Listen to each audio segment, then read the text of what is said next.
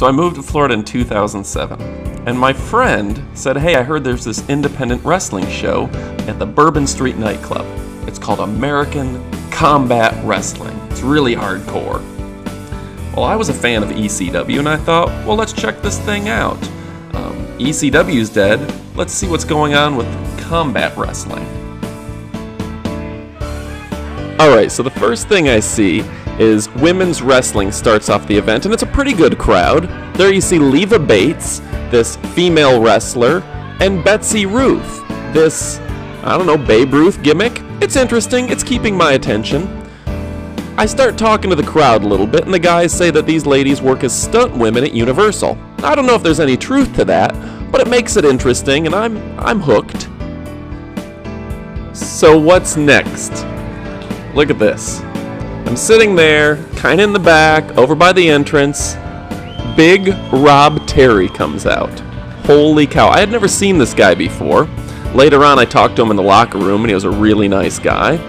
He hadn't been in TNA yet, but look at this guy. He's just an absolute monster. This wasn't the dregs of pro wrestling that I had seen in Alabama. These guys were on their way up and going to make something of themselves. Big Rob Terry was the real deal. He looked like he could be on Monday Night Raw. So things go ahead and get even more interesting when the New Japan Pro Wrestling Tag Team Champions decided to show up. I had no idea that these guys were even in the United States. I guess they were on their way to wrestle at TNA, and they decided to stop at Bourbon Street. I was stoked. ACW's then booker, Ralph Mosca, asked me to sit down and talk with him. So I had the opportunity to talk with the guy, and he told me all these interesting stories about American combat wrestling. He told me about the first event with AJ Syles and Jerry Lawler. Apparently, over the years, tons of big names had made their way through American Championship Wrestling, then American Combat Wrestling, even Eddie Guerrero. Apparently, Loki had a pretty good match with Eddie Guerrero, and for a time, Dusty Rhodes and his Turnbuckle Championship Wrestling students made their way through ACW. So I attended a few ACW shows over the years, and apparently hardcore was the name of the game. You had guys like Ralph Mosca, seen here beating the crap out of Sideshow. You had Sideshow, Mark Mandrake, Joey Mayo, a whole bunch of brethren who just beat the crap out of each other. Even Goldust made a surprise appearance at ACW to defeat Ralph Mosca.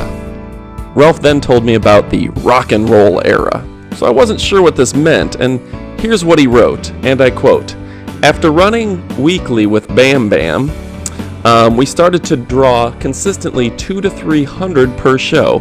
It was awesome. I call it the rock and roll era because there was more cocaine going around than there was in effing Colombia." The rock and roll era ended abruptly. Bam Bam Bigelow passed away, unfortunately, having wrestled his last match in ACW, and according to Mosca, one of the partners ended up in jail on drug trafficking charges.